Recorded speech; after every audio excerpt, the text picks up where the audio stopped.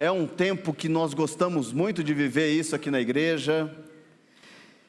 Campanha Virtudes Exercitando a Fé Cristã. Pode colocar para a gente ali a projeção. Deu certo aí? Beleza. E olha só, tem algo que eu queria falar com vocês para incentivar. Teve alguém que perguntou, pastor Ilquias, assim, quando que é para começar a ler o livro, se já era para ler hoje? O livro, ele tem 5 devocionais por semana. Então, qual que é a ideia? Que você leia de segunda a sexta. Aí, sábado e domingo, você coloca em dia o atrasado, se você perdeu alguma. Então, em vez de nós colocarmos 7 devocionais por semana, nós colocamos 5. Então, você pode ler ali as suas devocionais. A ideia é que você participe também aos domingos, nas mensagens, se você estiver aqui todos os domingos, tanto de manhã quanto à noite, durante as próximas 10 semanas, serão esse é o tema desse próximas 10 semanas, e você participe de um PG. Essa é a nossa campanha, gente. Sabe quando você vê alguns lugares, campanha da fé, 7 semanas de não sei o quê, então 10 semanas, como? Você participando dos cultos de domingo, você lendo o livro devocional e você participando de um PG. Quando você olha assim, peraí, eu consigo fazer isso, não está difícil essa meta está alcançável, e vai ser um tempo de bênção. Todas as devocionais, elas têm 1 ou 2 perguntas. Então agora eu quero fazer um estímulo àqueles que têm seus filhos em casa ainda, papais, mamães, que têm os seus filhos em casa. Vocês podem inclusive ler a devocional juntos, porque no final de cada devocional tem 2 perguntas, que vocês podem falar ali. E aí, o que você achou disso? E vocês podem ter esse tempo ali conversando sobre as devocionais. Nas próximas 10 semanas, nós vamos caminhar sobre esses temas. Olha só que legal. Na semana 1, que começa essa semana, aprenda sobre Deus. Segunda semana, esforço versus legalismo. Na terceira semana, o alicerce é a fé. E aí começam as virtudes: excelência moral, conhecimento, domínio próprio, perseverança, devoção a Deus, fraternidade e amor. É isso que nós vamos estudar nas próximas 10 semanas. Por quê? Por que nós vamos estudar isso? Esse livro, essa campanha, ele nasceu do seguinte pensamento: nós precisamos entender que a vida cristã, gente, não é só o dia que você entregou a vida a Jesus.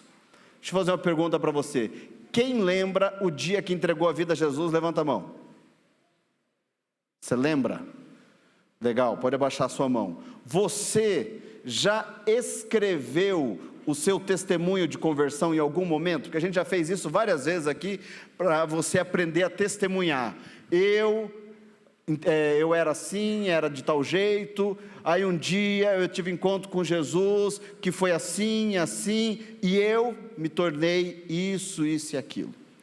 Veja, a nossa vida passa por esse momento importante, que é entregar a vida a Jesus. Mas, porém, todavia, entretanto, contudo, a vida cristã não está apenas no dia que nós entregamos a vida a Jesus. Esse é o dia mais importante na vida de um cristão, porque é o dia que ele nasce de novo. Mas ele precisa crescer, ele precisa continuar crescendo. A salvação é o dia mais importante, mas a gente não pode ficar estagnado ali, precisamos crescer. Por isso o pastor Ilquias, hoje de manhã, ele falou o seguinte: o chamado ao crescimento espiritual.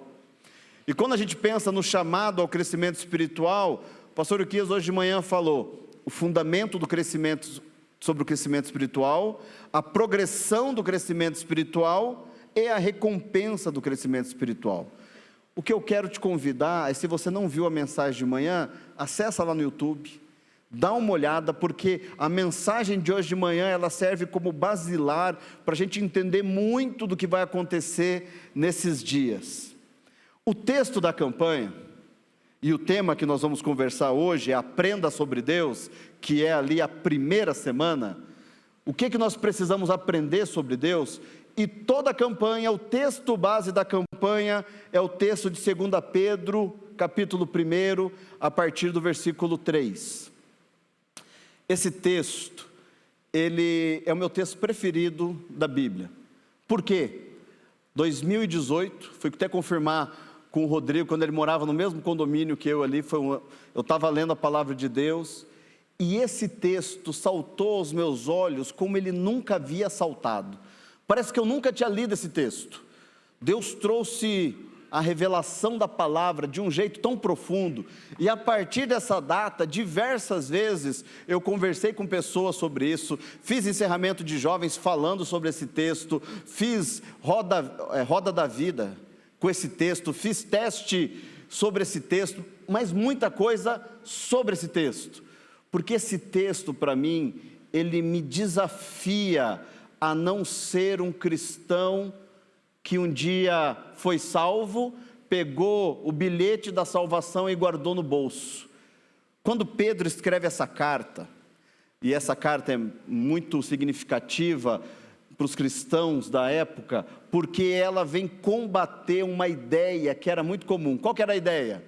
O seguinte: você entrega a vida a Jesus, você está salvo, agora com o seu corpo você pode fazer o que você quiser.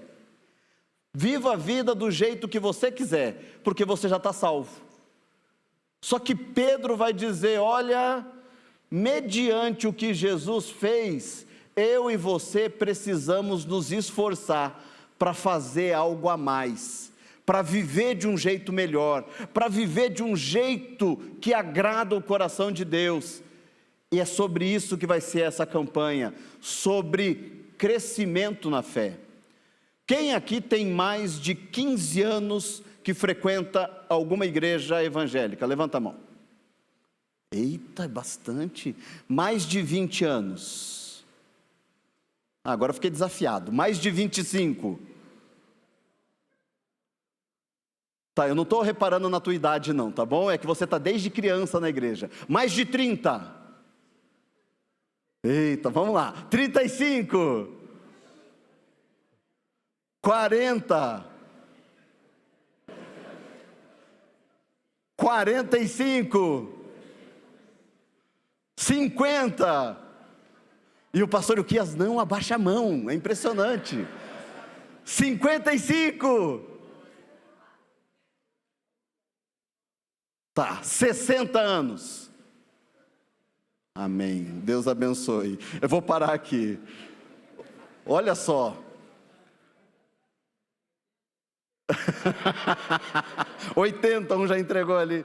Gente, tempo de caminhada na igreja não significa que houve amadurecimento na fé. Idade não é igual maturidade. Idade significa tempo rodado, mas não significa que a gente amadureceu. Tem pessoas que têm 2, 3 anos de convertido, mas já tem uma maturidade na fé, já tem um envolvimento com o Senhor, já aprendeu algumas coisas sobre o céu, que algumas pessoas que estão lá há muito tempo, conheço gente que tem 30 anos de igreja, e como disse o pastor Uquias sobre o horóscopo hoje, né? 30 anos de igreja acreditando nesse negócio de horóscopo, sendo conduzido por isso. Espera aí, então quer dizer que o tempo que eu tenho de vir à igreja não me faz crescer? Não, ajuda no processo, mas não é só isso. Por isso nós vamos entender sobre esse texto algumas coisas. Pode colocar para a gente. Eu queria só trabalhar os versículos 3 e 4 hoje, porque a gente vai trabalhar exatamente nessa campanha, esse texto todo. Mas dá uma olhada nesse texto, está na versão da NVT. Diz assim, ó: Deus, com seu poder divino, nos concede tudo de que necessitamos para uma vida de devoção.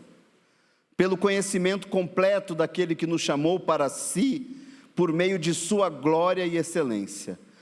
E por causa de sua glória e excelência, Ele nos deu grandes e preciosas promessas.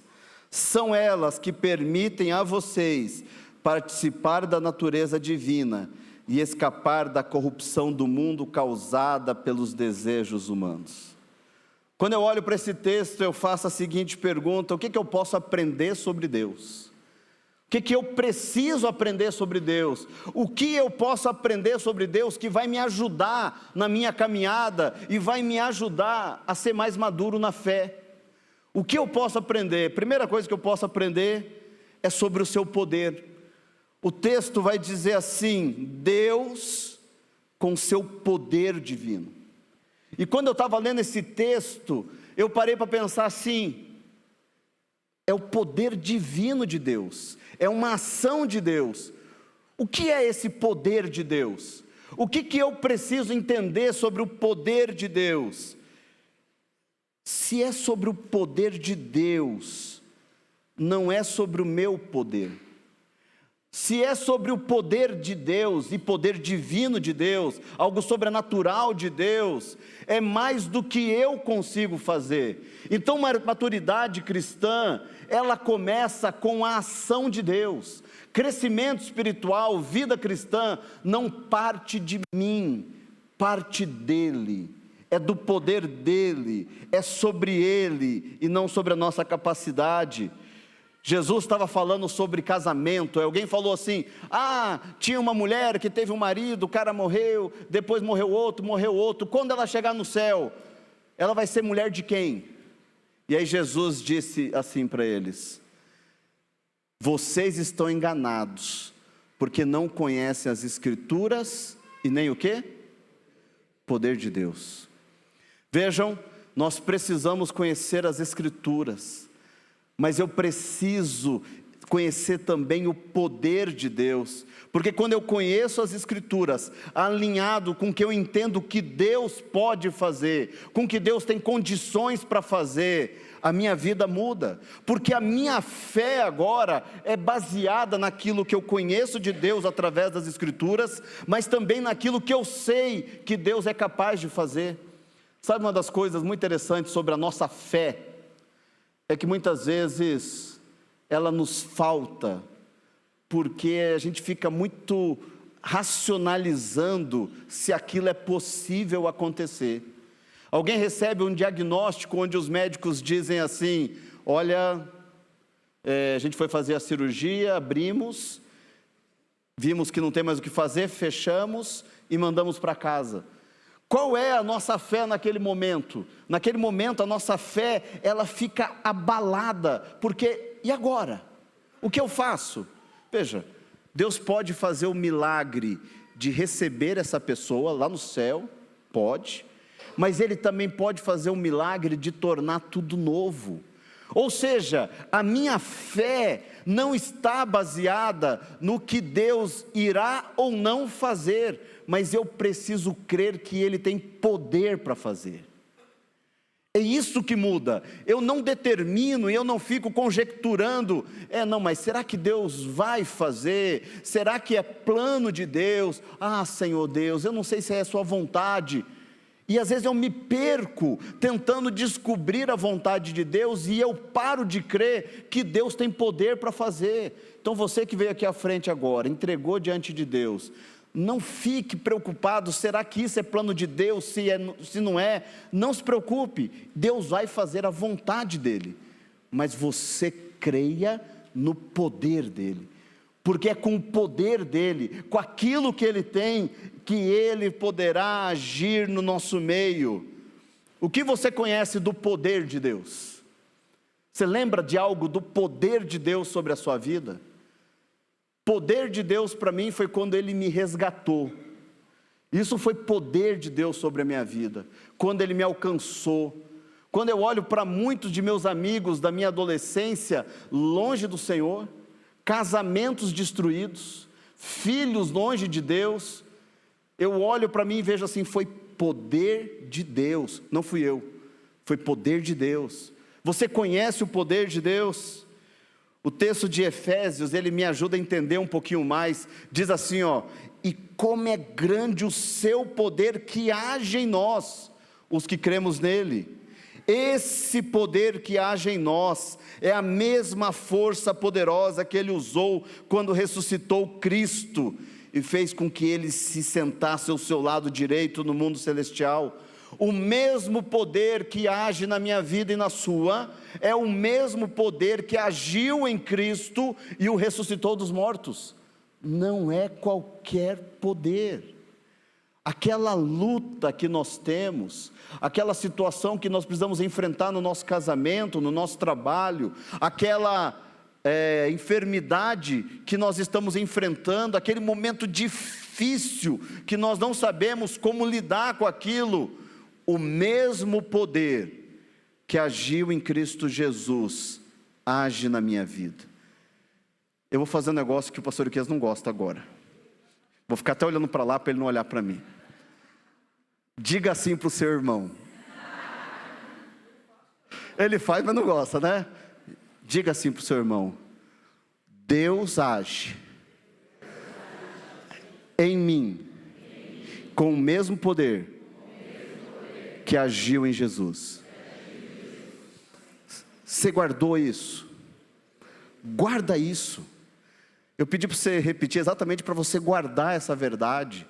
Porque quando nós estamos vivendo os momentos de desespero, o momento de choro da madrugada, o momento onde parece que está tudo dando errado, nesse momento parece que nós esquecemos que é esse poder que age em nós.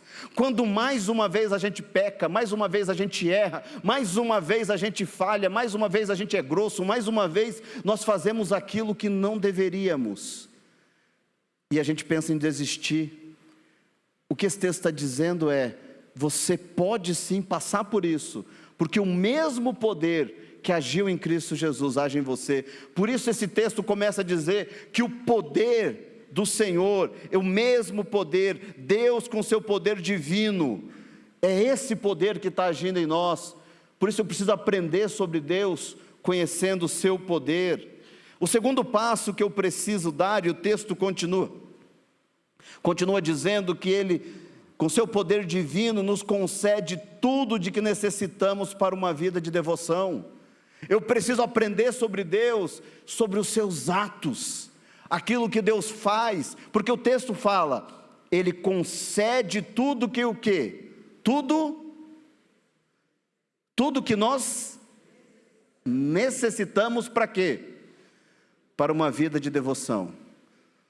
Deus nos concede tudo, mais uma vez, tudo que necessitamos para uma vida de devoção. Veja que Ele não concede tudo que eu quero para ter um conforto melhor, não é sobre isso que o texto está falando. O texto está dizendo que aquilo que eu preciso para viver uma vida consagrada a Ele, Ele vai me dar. Ele já me concedeu, Ele já fez, com os seus atos, Ele agiu, e Ele trouxe transformação na minha vida. E eu queria que essa parte da mensagem você me ajudasse. Quais são esses atos de Deus, para que eu possa ter tudo que eu preciso para uma vida de devoção? Me ajudem aí. Quais são esses atos? Me falem um aí. Um ato de Deus, para que eu consiga viver uma vida de devoção. Salvação, alguém falou? Salvação, legal, o que mais? Espírito Santo, me deu o Espírito Santo, legal, o que mais? Acordar de manhã, boa. O que mais? O que Deus te deu? Pensa aí, Deus deu a você, é o que Ele está dizendo, fé. Fé eu não tinha colocado no meu, fé está novo, boa. Ok? Oi? Promessa. Que mais que Ele nos deu? Misericórdia, palavra, oração. Veja, o que o texto está dizendo assim, olha, Deus com seu poder divino, nos concede tudo o que necessitamos para uma vida de devoção. São os atos dEle, e nós somos rodeados com os atos de Deus. Ou seja, agora ficou ruim para mim e para você, não tem desculpa. Não tem desculpa para não vivermos devoção a Ele, porque o que eu preciso Ele deu, o que eu preciso Ele fez, Ele me resgatou. Coloca para mim o próximo texto ali, Olha só, consequentemente, assim como uma só transgressão resultou na condenação de todos os homens, assim também um só ato de justiça resultou na justificação que traz vida a todos os homens. Paulo está falando ali da salvação, da justificação, daquilo que Jesus fez. O homem, um ato de desobediência, quando Adão peca. Agora um ato de justiça, Jesus na cruz. Quando eu entendo isso, eu entendo que com o seu poder divino, Ele faz tudo, os atos dEle, eu preciso aprender sobre isso. E isso vai me dar condições para caminhar do jeito certo. Às vezes, gente, a gente escolhe atalhos e escolhe caminhos que não são tão legais. Porque de alguma maneira, parece que aquilo que Jesus fez, parece que perde o sentido. E nós perdemos a nossa identidade. E perder a identidade é uma das piores coisas para alguém que se chama cristão. O cristão, quando ele perde a sua identidade, ele vai para a lama de um jeito tão terrível. A ilustração mais conhecida nossa é a do filho pródigo, né? Quando ele perde a sua identidade de filho. E é tão triste essa história e tão linda ao mesmo tempo, que quando ele volta, a concepção dele é: eu não sou mais filho, eu não tenho mais direito. E ele fala: eu vou e serei apenas um dos trabalhadores do meu pai. Eu não serei mais filho, mas o pai o recebe como filho. João 1,12 diz assim: contudo, aos que o receberam, aos que creram em seu nome, deu-lhes o direito de se tornarem filho de Deus. Gente, um dos maiores atos que Deus fez por você foi torná-lo filho. A gente escuta aquele ditado, né? Todo mundo é filho de Deus. E eu entendo que esse ditado quer dizer assim: Deus olha para todo mundo do mesmo jeito. Sim, a ideia da frase é essa. Mas só se torna filho aquele que crê no Filho de Deus. Aí se torna filho. A Bíblia nos fala que nós somos recebidos por Deus por adoção. Sabe, um dos maiores atos de Deus para você? Você foi feito filho. Um dia o pastor Uquias, pregando aqui, falou sobre a necessidade de adotarmos. Quem tem filho biológico precisa adotar o filho biológico, porque senão ele será apenas pai biológico, mãe biológica, e não vai ter esse sentimento de amor naquele casal. E se você não tem um filho biológico, você pode também adotar aquele que não é, mas se você tratá-lo apenas como filho adotado, e não como filho que eu agora entendi que é meu, não vai dar certo. A adoção, que o pastor Uquias trabalhava naquele dia, trazendo essa concepção de uma outra pessoa, essa adoção é o que Jesus fez, é o que Deus fez. Eu e você não apenas estamos indo para o céu, porque agora a gente tem um bilhete, é porque agora, quando eu entreguei a vida a Jesus, eu me tornei filho, você se tornou filha, então nós temos uma identidade, e quando eu aprendo quem eu sou, eu aprendo sobre o ato de Deus, a minha vida faz um sentido diferente.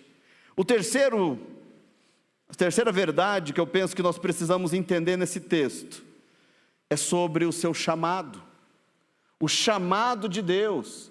Veja, não é o seu chamado, é o chamado dele para nós, é ele nos chamando. O texto diz, e o que ele faz? Ele nos chama para si. Pastor Uquias até falou sobre isso hoje de manhã, que quando ele nos chama para si, não é para vivermos a nossa vida do nosso jeito, porque quando ele nos chama para ele nos tira de onde nós estamos. E o que é legal, ele chama para a gente estar com ele, ele nos convida, é uma chamada dele. Esse chamado que esse texto está dizendo, não é o chamado da experiência ministerial para você ser pastor, pastora, é mais do que isso. Esse chamado não é sobre você liderar alguma revolução espiritual no mundo, aí, algo novo. Não, esse chamado não é para um ativismo religioso, esse chamado é para a gente estar com Ele, esse chamado é de caminhada, esse chamado, quando Ele diz, e chamou para si, não chamou para agora, olha, eu estou chamando você, porque de agora em diante eu te enviarei. Isso vai acontecer na nossa vida cristã, mas Ele está dizendo que para viver uma vida de devoção, Ele nos chama para pertinho dEle, para caminhar com Ele. E eu preciso perguntar isso a você: está caminhando pertinho dEle? Você ouviu, você aceitou esse chamado? Ou você está meio filho rebelde? Meio marido que não quer assim andar com a mulher no shopping? Porque às vezes a esposa quer andar no shopping, no ritmo dela, e às vezes o marido, ou ele está indo lá na frente, ou ele está lá para trás, porque ele não está muito interessado. E o grande objetivo ali é caminhar junto. E às vezes nós estamos num ritmo diferente de Deus. Olha a nossa arrogância, né? Nós somos muito arrogantes, o ser humano é assim, né?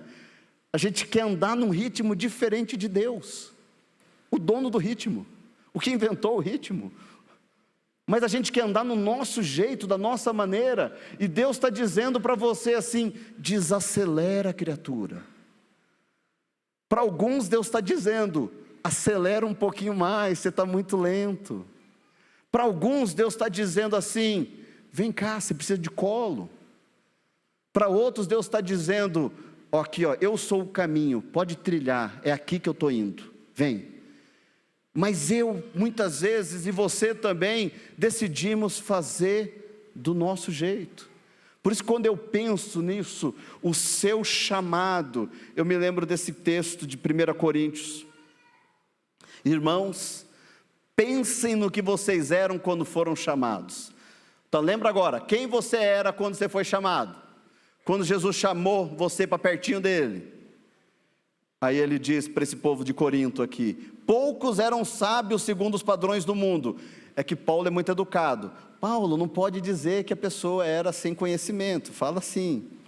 Poucos eram poderosos, poucos eram de nobre nascimento, mas Deus escolheu o que para o mundo é loucura, para envergonhar os sábios, e escolheu o que para o mundo é fraqueza, para envergonhar o que é forte. Veja, o que o texto está dizendo é que Deus jamais olhou para o que você tinha na sua carteira, Deus não olhou para a sua conta bancária, e nem se você é filho de que maneira, Ele não olhou para o seu status, Ele não olhou para quantos seguidores você tem no Instagram, Ele não olhou, Ele simplesmente te chamou.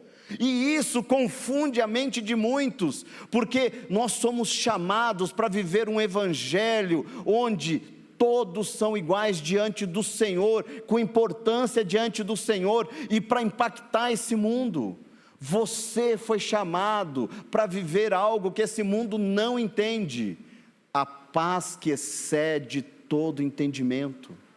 O mundo não entende isso, o mundo não entende o que é viver na esperança de que quando eu morrer, não é o meu fim. Não apenas não é o meu fim, eu sei para onde eu vou, e o mundo não entende isso. Quando nós entendemos o nosso chamado, e o chamado aqui é para caminhar com Ele, para viver com Ele, para ter uma vida de experiências com Ele, a nossa vida faz sentido, e por isso eu preciso aprender sobre Ele. O texto também nos diz que eu aprendo sobre as suas promessas. Ele nos deu grandes e o quê? Preciosas promessas. Quais são as promessas de Deus que esse texto talvez esteja dizendo? Talvez você tenha a promessa de Deus para você. Eu tenho algumas promessas de Deus muito específicas para mim. Quais são as promessas de Deus para você? Mas esse texto está dizendo mais do que isso, mais do que aquela promessa que Deus disse que cuidaria de você em alguma coisa específica.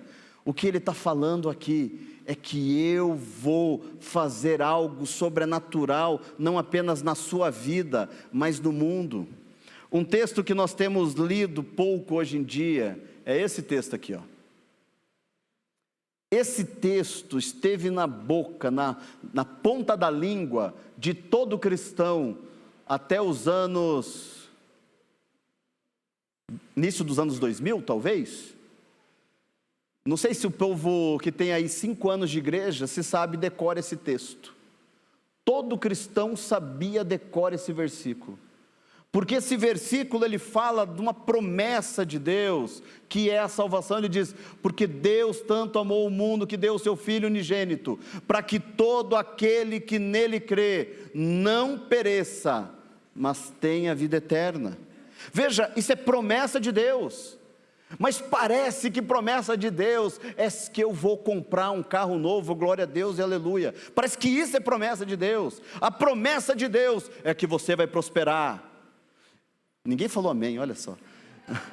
A promessa de Deus é que no seu trabalho, o seu adiantamento de 30% será 50 mil reais. Olha, alguns se animaram agora. Vejam, parece que isso é promessa de Deus. Deus pode te dar isso, eu quero que Deus te dê e você não se esqueça de mim, tá? Veja, isso é legal, mas é mais do que isso, porque eu vejo algumas promessas de Deus, dizendo assim, filho, eis que te aguardam prisões, lutas, dificuldades, e eu estarei contigo, que é esse versículo, pode colocar, e eu estarei sempre com vocês, até o final dos tempos. Veja, isso é promessa do Senhor. Quais são as promessas que a Bíblia coloca para a gente? É muito fácil eu viver apenas as promessas que me trazem aquele benefício imediato. E são promessas e eu preciso vivê-las. Mas é mais do que isso, nós estamos falando de eternidade, nós estamos falando de mudança de comportamento, nós estamos falando agora, não é de um Deus que vai suprir tudo o que você quer, mas de um Deus que jamais vai parar de olhar para você, nas lutas que você estiver vivendo, que jamais você enfrentará o leão, ou seja lá o que for, sozinho. Veja, ele não está dizendo que você não enfrentará. Daniel esteve na cova dos leões, e os leões não fizeram nada, mas ele esteve na cova dos leões, ele foi lançado na cova dos leões. Sadraque, Mesaque, e o outro como é? Esse daí, foram lançados na fornalha, foram lançados, não se queimaram, mas foram lançados. Tiago, um dos discípulos de Jesus, se você assiste o The Chosen, vou dar um spoiler agora, é cortado ao meio com uma espada. Pedro crucificado de cabeça para baixo. Mas vejam, mesmo com todas as lutas e dificuldades e perrengues que eles enfrentaram, o Senhor esteve com ele, as promessas de Deus não os abandonaram. Eu preciso aprender que Deus vai estar comigo. E por último, quando eu olho para esse texto, eu penso sobre o presente de Deus. Seu presente, participar da natureza divina. O que o texto está dizendo é Ele com seu poder divino nos concede tudo o que precisamos para uma vida de devoção. É isso que o texto vai dizendo, ele continua, por causa da sua glória e excelência, Ele nos deu grandes e preciosas promessas. São essas promessas que permitem a vocês participar da natureza divina. E participar da natureza divina, para quê? Para que você seja santo? Não, é muito mais do que isso. Participar da natureza divina é para que nós possamos vencer o pecado, para que a gente consiga viver em santidade. Como que é aquela definição teológica, pastor, que o senhor falou hoje de manhã? Que participar da natureza divina, nós somos santos por participação, não por natureza. Por natureza eu não sou santo, eu sou pecador, mas por participação eu me torno santo no Senhor, por causa da natureza divina. Olha só, imagine a cena, nós estamos agora vivendo a nossa vida aqui, entregamos a nossa vida a Jesus, e Ele está dizendo assim, que a partir desse momento, você começa a ter em você parte da natureza divina. Não, peraí, não é você começa a ser parte, você começa a fazer parte da natureza divina. Mas por quê? Esse texto para mim me ajuda a entender. Quando vocês ouviram e creram na palavra da verdade, o evangelho que os salvou, vocês foram selados em Cristo com o Espírito Santo da promessa. Foi isso que o pastor Daniel falou aqui, o Espírito Santo. O presente dele, para mim e para você, é participar da natureza divina, não porque nós somos bons, gente, é porque agora nós somos selados com o Espírito Santo da promessa. Existe algo em nós que é do Senhor, e nós podemos viver esse algo, nós podemos viver esse algo novo, nós podemos viver a promessa dEle, desse presente dEle, porque agora Ele nos capacita a vencer toda e qualquer tentação. Eu gosto muito desse texto, porque ele me orienta, e ele mostra o quanto eu sou indesculpável, quando eu peco e digo assim, mas... não tinha jeito, né? Naquele momento ali, eu tive que contar essa mentira. Não, eu tinha que... Não, eu preciso viver algo diferente, porque eu tenho o selo do Espírito Santo em mim. O que podemos aprender sobre Deus? Nós aprendemos sobre Deus, e vamos falar sobre isso essa semana, sobre o seu poder, sobre os seus atos, sobre o seu chamado, sobre suas promessas, sobre o seu presente. E quando eu começo a aprender sobre isso, eu começo a entender que eu posso viver as virtudes do Senhor para a minha vida. A minha pergunta a você é: você está disposto a aprender sobre Deus? O que o Senhor precisa te ensinar, e talvez precise te ensinar essa semana? O que você precisa aprender? Pedro aprendeu que Deus nos dá segundas chances, quando ele foi chamado de volta, depois que ele negou Jesus. Pedro aprendeu que Deus escolhe os improváveis, quando ele foi chamado para ser um dos discípulos, e também foi chamado para pregar para Cornélio, um homem que não era do povo de Deus. Pedro, ele aprendeu que Deus ressuscita mortos, restaura os enfermos, que se revela de forma sobrenatural. Pedro aprendeu tudo isso, e por isso quando ele escreve essa carta, já não era mais um garotão, já tinha vivido. Por isso que ele escreve com tanta propriedade sobre quem é Deus, sobre o que Deus fez. O que você precisa aprender sobre Deus? O que você aprendeu sobre Deus até hoje na sua caminhada cristã? Hoje nós estamos nivelando todo mundo do mesmo, colocando todo mundo no mesmo nível, dizendo assim para todos: eu e você precisamos crescer, eu e você precisamos aprender mais sobre Deus, eu e você precisamos aprender a caminhar e dar passos de fé. Essa semana nós vamos começar a ler esse livro. Veja, esse livro não é a palavra de Deus, tem versículos aqui da palavra de Deus, então você continue lendo a sua Bíblia, por favor. Quando tiver algum texto aqui, compara com a tua Bíblia, faz o seu estudo, mas a ideia é que você se alimente, para que você cresça e você aprenda sobre Deus. Nós vivemos tempos onde as pessoas estão com inanição espiritual. Elas estão morrendo de fome espiritual, rodeadas da palavra de Deus, rodeadas da ação de Deus, mas elas estão morrendo.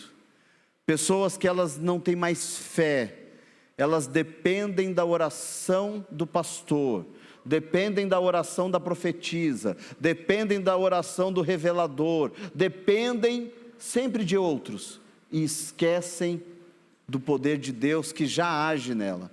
que eu quero convidar você é viver essas virtudes, aprender sobre Deus, exercitando a sua fé cristã. Vamos orar? Vamos pedir a graça do nosso Deus? Vamos pedir que Ele se revele? E eu queria que você fizesse uma oração nesse momento. Eu queria que você orasse nesse momento, com seus olhos fechados aí. Que você colocasse diante do Senhor o que você precisa aprender sobre Ele. Talvez você precise dizer: Senhor Deus, tem algumas coisas que eu até sei, mas eu não estou colocando em prática. Senhor, eu me esqueci na minha vida do dia a dia de andar como um homem, como uma mulher do Senhor. Talvez você precise dizer nessa noite: Senhor Deus, eu preciso, Senhor, parar com as desculpas e viver do jeito certo. Senhor Deus, não dá mais tempo de ficar inventando desculpas. Eu quero viver para o Senhor, do seu jeito, da sua maneira, com a sua graça. Pai amado, eu apresento diante do Senhor as nossas vidas. Eu peço a Deus que o Senhor possa agir com a sua graça, com a sua misericórdia. Pedimos, ó Deus, que o Senhor possa nos ajudar a aprender sobre, ó Deus, o seu poder, os seus atos, o chamado do Senhor sobre as nossas vidas, as suas promessas, o presente, ó Deus, que o Senhor nos dá de fazermos parte da sua natureza, Senhor. Deus amado, nós somos gratos, ó Deus, por isso. Mas quantas vezes, ó Deus, nós decidimos pegar apenas o nosso caminho, fazermos apenas do nosso jeito. Então eu quero pedir, ó Deus, que o Senhor ajude a cada um aqui a aprender mais e mais do Senhor, em nome de Jesus que eu oro. Amém. Amém.